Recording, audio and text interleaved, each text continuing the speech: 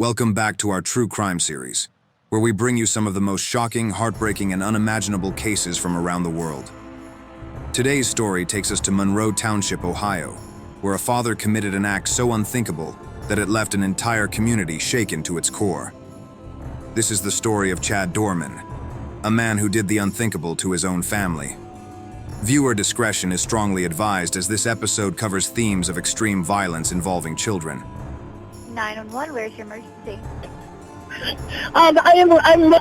There's a girl running down the street saying that her stepfather is killing everyone in her family. It's on the corner of where there's a body shop and the fire department. Do you know what road this is? Okay, what's your name? She ran to the fire department. What's your name? Do you know what road this is? Laura Lindell Road. And what? It's Laura Lindell Road. Okay, and what did the female say to you? And she says that her stepfather is killing everybody in her house. I did. I'm on the phone with them right now. Did you say how or what was happening? I asked her to get in the car with me, and she said she couldn't leave her family. But I think she ran to the fire department. So she went to the fire station. What did she look like? She's she's probably a young teenager, probably like 16 maybe, with long blonde hair. And she has a black dog. What makes this case so chilling isn't just the gruesome nature of the crime, but the eerie calm and premeditation that preceded it. A father who just hours before played with his children, read them the Bible, and spoke words of love to them, ultimately turned on them with a coldness that defies human understanding. It was a seemingly ordinary summer afternoon on June 15, 2024. Neighbors were going about their day, kids were playing outside, and everything appeared normal on the quiet street in Monroe Township. But at 4:30 p.m., the peace was shattered by two desperate 911 calls. One came from a frantic mother, screaming that her babies had been shot. The other came from a passing motorist who reported seeing a terrified teenage girl running down the road shouting, "My stepfather is killing everybody." The day started like any other for the Doerman family. Chad Doerman had gone about his daily routine, dropping subtle but haunting clues that something was deeply wrong. Around 9 a.m., Doerman searched YouTube for a song called "Happy in Hell" by Colt Ford. The lyrics, later revealed by prosecutors, included the sinister words, "I'm in a catch-22. Damned if I don't, damned if I do. I'm in love with another girl and I've been dreaming in another world. I've been living with the devil, while I'm creeping with an angel. All's well that ends well. I guess I'll be happy in hell." Listening to the song while driving to work, Doerman's mind was likely preoccupied with the horror he was about to unleash. To an outsider, it was just another day, but in his mind, he had already made his decision. By midday, he called his father, cryptically stating, "Clayton is going to be the hardest one." His father didn't understand the meaning of those words at the time, but he would later. After his call, Doerman stopped at a Kroger supermarket, where surveillance footage captured him, leaning nonchalantly against the counter of a clinic for 2 minutes before leaving. He spoke to no one, sought no help, and gave no indication of what was to come. Moments later, he purchased a Bud Light beer and returned home. At home, his demeanor was chillingly normal. He played with his children, did yard work, and even read the Bible to his 4-year-old son, Hunter, while mumbling, "Chad knows what's right, Chad knows what's right." His wife, Laura, felt something was off but had no idea of the storm that was brewing. Around 4 p.m., Chad unlocked the gun safe. Laura, noticing this unusual behavior, asked, "You're scaring me." Chad dismissed her fears, saying, "I'm just playing around." He was not. Minutes later, the family gathered in the master bedroom. Laura, still uneasy, lay with the boys on the bed, but what happened next would scar her for life.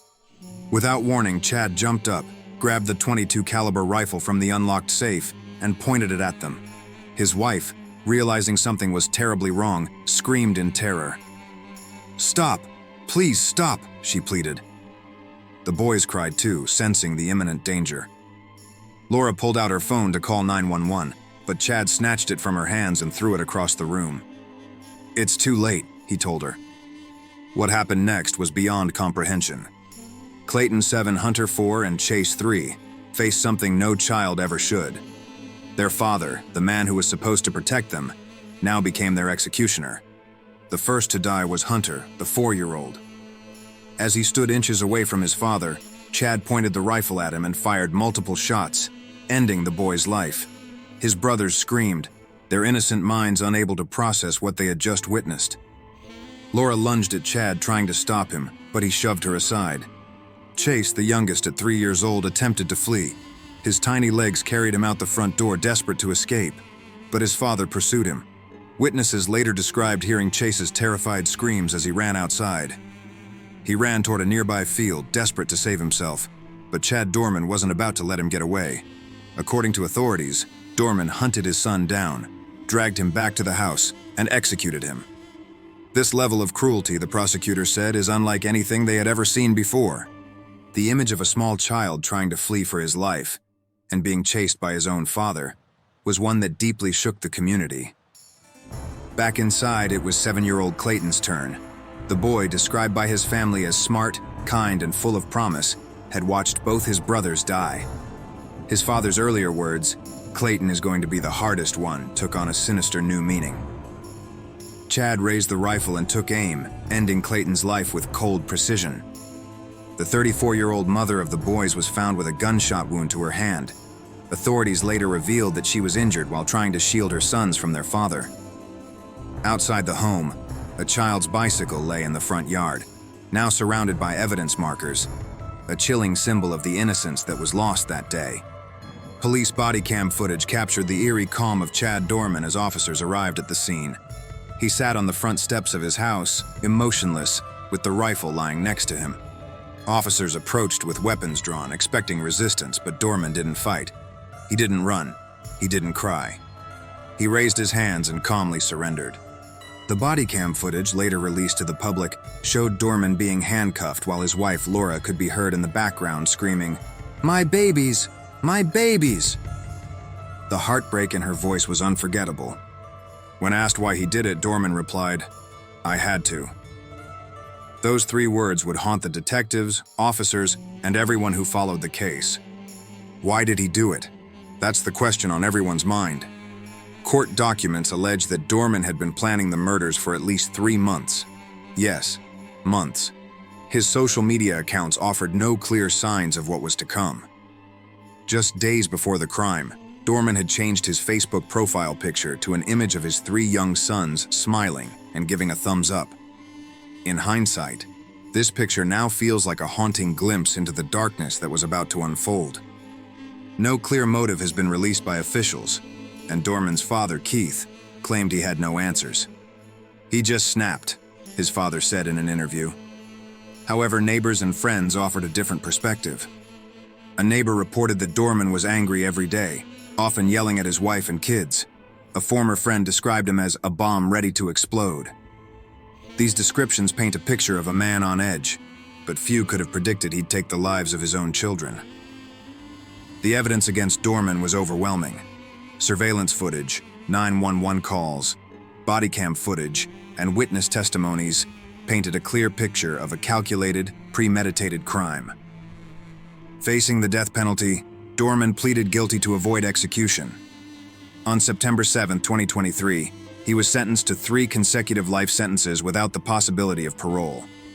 He also faced charges of felonious assault against his wife, Laura, and his teenage stepdaughter, who had tried to protect her brothers. The trauma they endured was unimaginable. Laura later told the court that she supported the plea deal to avoid a lengthy trial for the sake of her daughter's mental well-being. The choice of music that Doerman listened to on the morning of the murders remains one of the most haunting details of the case.